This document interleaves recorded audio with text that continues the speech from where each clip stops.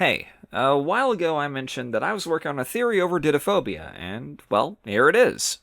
I'll keep the intro brief this time. This video is split into 3 theories all based on this book, and all of which stand regardless of your stance on whether or not the Tales books are canon, as I'm not entirely convinced that they are. What I mean by this is that the first 2 theories have to do with the narrative of the story. Alright, so, editor's note. So originally I said that the first 2 theories were going to be about the book story, and the third one was going to be about the game timeline. That's actually not right. That was from an earlier version of the script, and the second theory is actually also about the game timeline. Just wanted to clear that up before we continue. Enjoy the video. Basically going over when it takes place and what this means. 2 things that seem simple, but are in reality some of the main reasons that this video has taken me so long to make.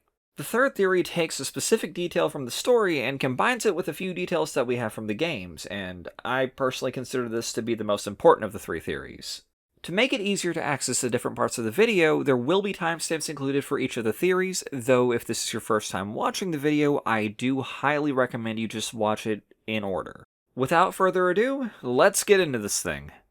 One of the most important first questions you have to ask about pretty much every piece of FNaF media is when and where it takes place. We aren't really going to be diving into the where today, but Theory 1 is going to tackle the when, and thankfully it's pretty easy to nail this down. To kick things off, one of the first things that'll help us place when this story is set is that Rory doesn't recognize any of the Fazbear animatronics. In fact, throughout the story, Rory never actually makes any reference to Fazbear Entertainment or their characters, despite interacting with and seeing multiple versions of their animatronics. While it's not too out of the question to assume that he wouldn't recognize the Nightmare animatronics given their more monstrous appearances, it becomes clear as the story continues that he doesn't even recognize the normal versions of these characters. We actually see this later on in the story. While in the underground bunker, we get this line on page 187. In the shadows of a corner not far from the doorway leading out of the room, the cracked and dusty shell of an animatronic pirate fox lay crumpled against the wall. When he spotted it, Rory let out a little yelp. The fox looked a lot like Rory's Nightmare Fox. This fox, though, wasn't as torn up as the Nightmare Fox. Since seeing a normal Foxy animatronic shell only reminds Rory of Nightmare Foxy, he likely had little to no experience with Freddy Fazbear's Pizza by the time of his 7th birthday, when he was kidnapped. Given that Fazbear Entertainment was a powerhouse during the 80s, we know that he likely couldn't have been taken then. While we don't know when exactly Freddy's closed before reopening in Pizzeria Simulator, the latest game taking place at one of its establishments before then was FNaF 1, which took place during the 90s. That said, we can narrow this down a bit further by referencing the scrapped Faz facts from FNaF AR, where we get 2 lines referencing the year 1993, those being, Fazbear's Twisted Pizza Recipe was voted most yummy by 6 out of 10 children in every survey from 1988 to 1993, and, in 1993, the most dangerous profession in the United States was actually night security guard. Since this is the last known year that they were in operation, it's safe to assume that Freddy's either closed this year or shortly after. This would mean that the restaurant couldn't have closed until 1993 at the earliest, which, by extension, limits our time frame for when Rory could have been taken. This train of thought is supported even further during Rory's conversation with Wade over the walkie-talkie near the end of the story, where we get this exchange. "Too bad they can't trace these old radios," Wade said. "If you had a cell phone, we could trace you."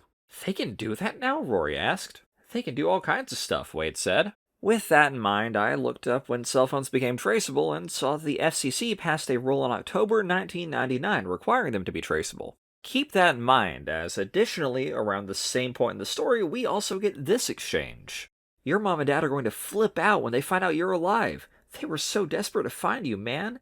The police gave up the search after just a year, but your parents didn't. They hired all kinds of private detectives, and they even had a website and everything." "Had?" Rory repeated. Wade's sigh came through the walkie-talkie speaker. "It's been so long, dude, but they never stopped missing you."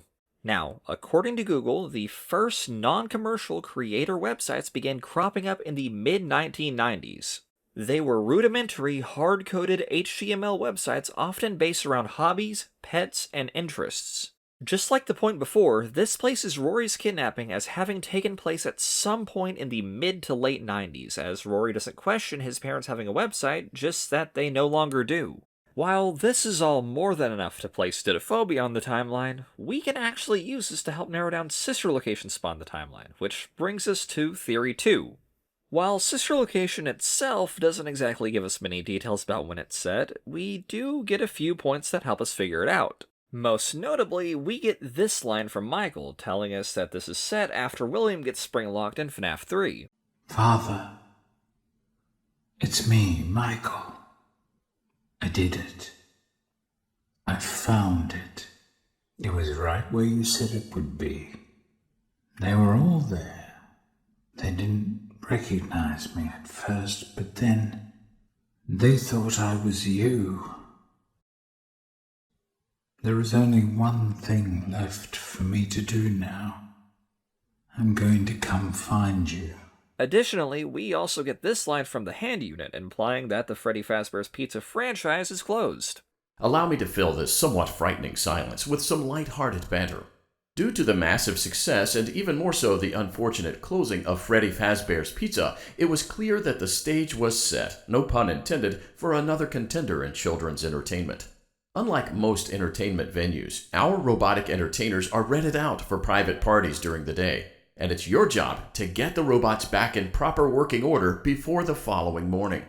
Now, on its own, this isn't a lot, but Dittophobia actually helps us narrow down when Circus Baby's Entertainment and Rental, or CBEAR for short, started. It does this by giving us a time frame for when it had to have been active and a time that it had to have been closed. For starters, the story seemed to imply that William was spring-locked relatively shortly after kidnapping Rory with this line. Because the latest entry on the clipboard had been made the same year that Rory had turned 7, he concluded that this awful place had been abandoned 10 years before. With this in mind, if we chart these details in chronological order, this would mean that after the closure of Freddy Fazbear's Pizza, William opened Circus Baby's Entertainment and Rental. Around the mid to late 90s, he then kidnapped a 7-year-old Rory, but he didn't stick around to observe the experiments he was performing on Rory due to getting spring-locked in an abandoned Freddy's restaurant.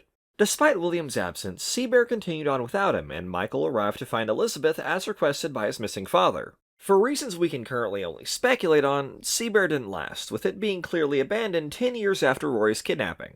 This generally aligns well with where I placed sister location on the timeline in an earlier theory, and notably, its placement is only supported by Dittophobia rather than relying on its existence, meaning that even if you don't think the story is canon, the timeline still stands. Though, with that all being said, this story has another, significantly more important implication about sister location, and that has to do with...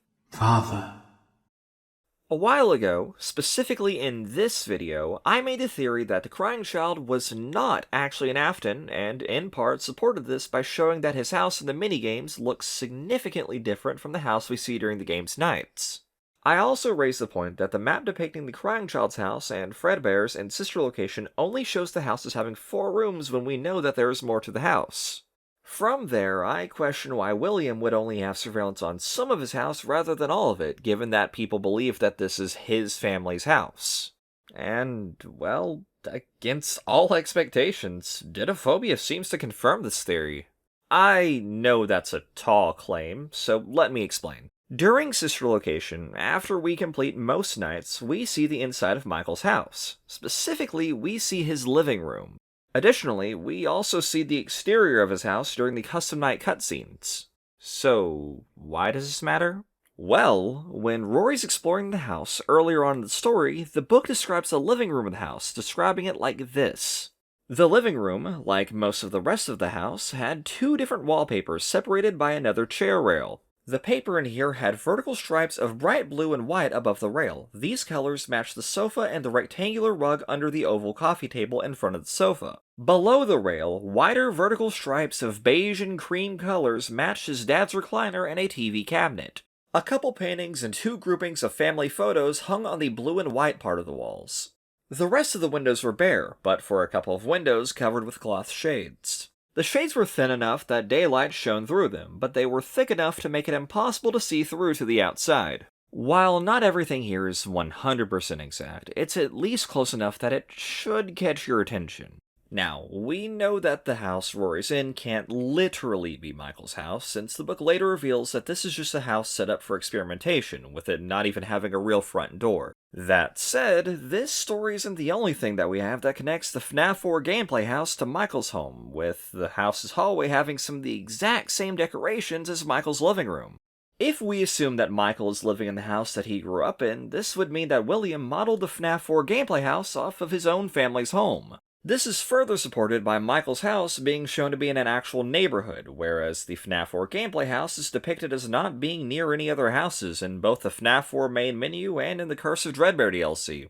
Tying this back to the Crying Child, given that we know that the layout of his house is completely different from the Afton's house, and that the FNaF 4 gameplay house is modeled after the Afton house, we can easily deduce that the Crying Child either isn't an Afton or that he doesn't live with the main Afton family.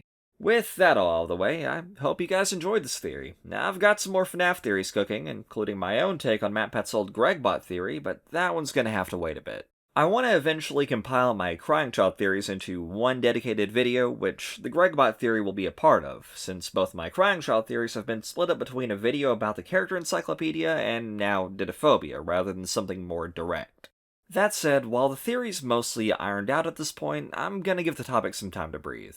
At this point, 2 of my 4 FNaF theories have to do with the Crying Child, and I really don't want to get to the point where the majority of my FNaF content is just about one character. Anyways, that's about all for now. Next video is either going to be a World of Warcraft one, or maybe an Undertale one, and until next time, have a good one, and see ya!